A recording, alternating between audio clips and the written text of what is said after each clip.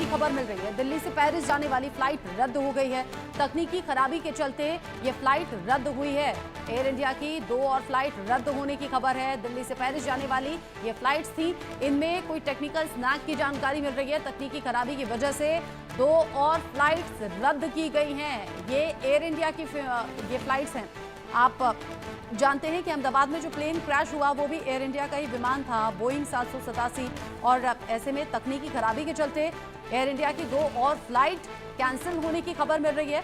तकनीकी खराबी इसमें रीजन निकलकर सामने आ रहा है। तकनीकी खराबी के चलते एयर इंडिया की 2 और फ्लाइट रद्द हो गई हैं। दिल्ली से पेरिस जाने वाली फ्लाइट रद्द की गई है। एयर इंडिया की 2 फ्लाइट रद्द हो गई हैं।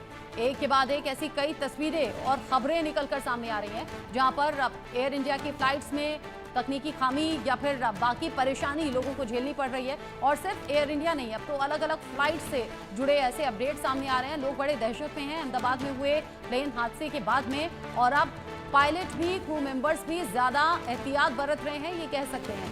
तकनीकी खामी के चलते पायलट्स भी अपनी कॉल ले रहे हैं, जिसके चलते या तो प्लेन नहीं उड़ाना है या तो उसकी इमरजेंसी लैंडिंग करनी है। ये अलग अलग खबरें अब निकलकर सामने आ रही हैं। दिल्ली से पेरिस जाने वाली फ्लाइट रद्द की गई तकनीकी खराबी के चलते।